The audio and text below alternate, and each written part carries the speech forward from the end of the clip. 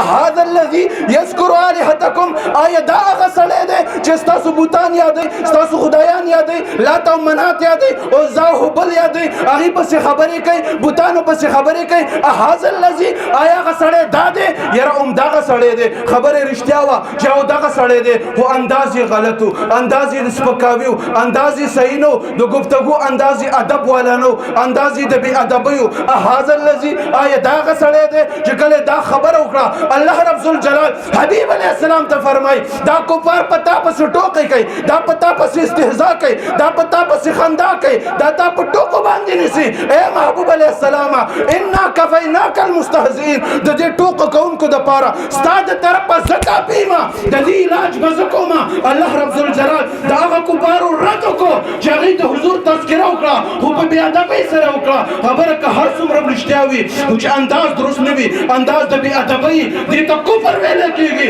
دې وجې نه یو سړی ناست دی او ته ورته وایې چې هغه دی د مور میړه دی راغی پلار یې را روان دی او ته ورته څه وایې د مور میړه دی راغی خبره رښتیا ده خو ادب والا نه ده ادب نه خلاف ده دې وجې نه به ستا خوله ماته کړي او به تا ته وایي دا به ستا د مور میړه ګډې وړې به درته غم وایي څنګه چې تا ګډه وړه خبره رښتیا ده خو ادب والا نه ده او به ستا خوله ماته کړي او که ته ورته وایې چې هغه دی والد محترم دی را روان دی څومره ادب والا خبره ده که ته داسې وایې چې نه یې پېژنم که رب راته نه وی ویلی ما بې نوم هم نه وی اخیستی دا انداز د څومره د بې ادبۍ دی دا انداز د څومره د ګستاخۍ دی دې وجې نه زما اپیل دا دی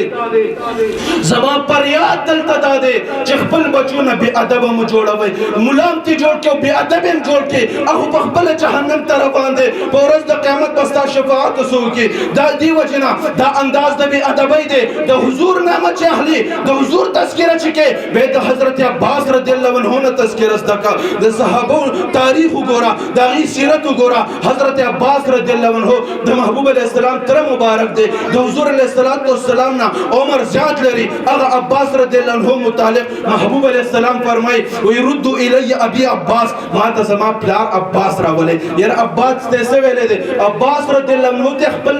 پلار ویلی دی ابي زما پلار راولئ حالانکه ترې دی تره ته څه وایي ابي زما پلار ما ته راولئ هغه عباس رضی الله عنه محبوب علیه السلام ته وایي جانان مبارک ته محبوبه تا باندې د ایمان راوړلو سبب زما دا دی چې کله ته ماشوم وي هغه دور هغه د ماشومتوب زمانه وه ته په زانګو کې پروت وي محبوبه تا په زانګو کې د حضور عظمت بیانوي د حضور شان بیانوي وایي ته په زانګو کې پروت وي تا په زانګو کې لاسونه خوځول تا په زانګو کې لاس داسې کول اشارې به دې کولې ما به سپوږمۍ ته هم کتل ما به ستا د لاسو اشارو ته هم کتل که ستا د لاسو اشاره به دې خوا تلله د اسمان سپوږمۍ به دې خوا منډې والې او که ستا د لاس اشاره به دې طرف ته به سپوږمۍ به دې خوا منډې وهلې هغه عباس رضی الله عنه نه چا تپوس وکړو ای عباسه موږ ته لږ خبر راکړه عمر ستا زیات دی که د حبیب زیات دی ته مشر که حضور مشر دی څه وایي انت اکبرو ام النبي علیه السلام ای عباس ته راته ووایه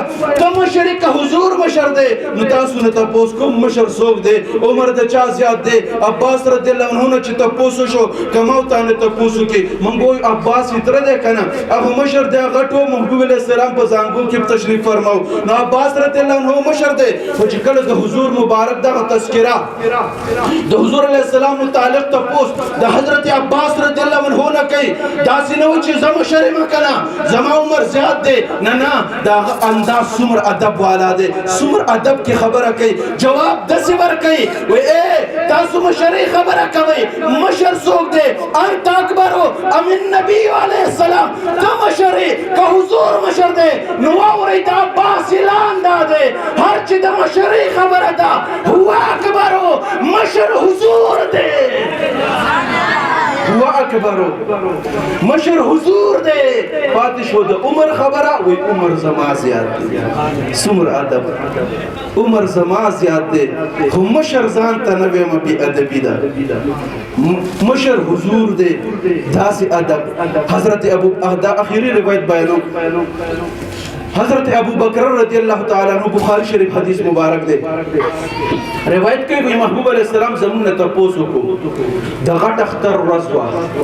محبوب علیہ السلام مون نه تپوس کوي ایو یوم هذا نن څه ورځ ده نو تاسو ته پته ده خو د اختر ورځ ده صحابه سوی الله ورسوله اعلم الله پویږي او د الله حبیب پویږي دویم تپوس کوي ایو شهر هذا دا کومه میاشت ده ټولو ته پته ده چې د غټ اختر میاشت د ذوالحجې میاشت ده صحابه سوی الله ورسوله اعلم دریم تپوس کوي ایو بلد هذا دا کم خار دی ټولو ته پته ده مکه مکرمه ده او د صحابه جواب څه دی اوس دا ټیم کې لږ سوچو کې د نن زماني مولا ته ذهن راولي چې ځان ته مفتي وایي کله نه تپوس شو دا ټیم کې دی موجودو وای بګورا ځان ته نبی وای د نبی معنی د غیب خبر ورکونکي د الله په عطا سره ځان ته نبی وای او پته ورته نشته چې دا د سورز ده ځان ته نبی وای او پته ورته نشته چې دا د سمیاشته ځان ته نبی وای او پته ورته نشته چې دا کم خار دی دا خو د بی ادبه خو که مونږ وایو چې یاره مونږ خو ادب والا یو زمونږ گفتار بسو محبوبه دا د غټ اختر ورځ ده محبوبه دا د ذوالحجې میاشت ده محبوبه دا د مکې مکرمې ښار دی کله نورم ادب والی وایي چې حبیبه تاسو ته هم پته ده مونږ ته هم پته ده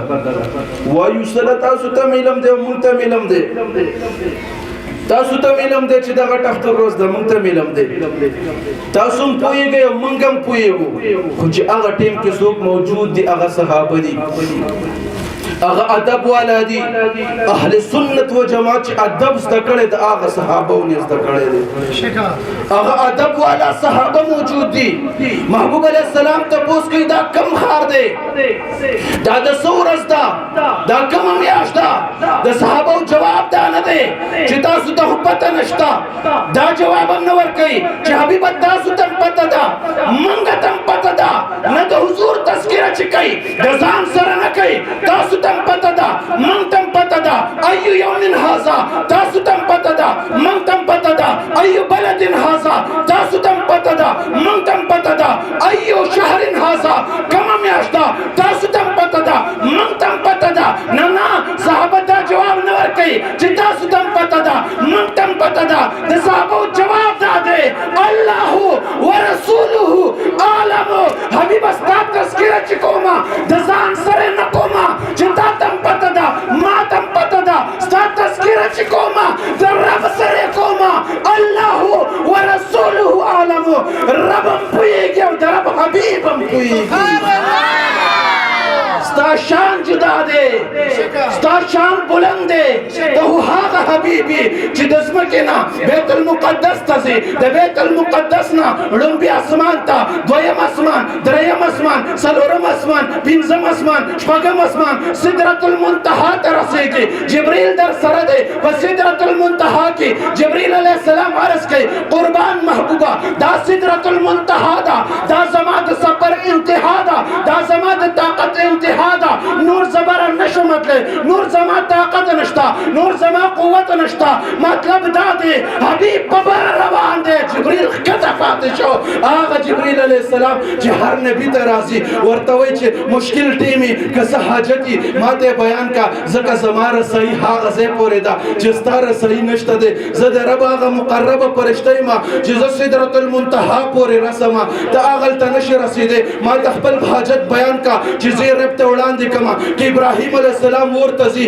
نو دغه جبریل علیه السلام را رسېږي ای ابراهیم علیه السلام ما ته خپل حاجت بیان کا زما رسۍ هغه ځای پورې ده کوم ځای ته چې ته نشې تللی یوسف علیه السلام کوی ته روان دی جبریل علیه السلام ځان را رسوي نن چې جبریل علیه السلام موجود دی حبیب علیه السلام موجود دی نن دا خبره نشته چې مصطفی علیه السلام خپل حاجت بیان کا چې زه یې رب ته یوسمه نن جبریله نن ستا د وړاندې امام الانبیاء ولاړ دی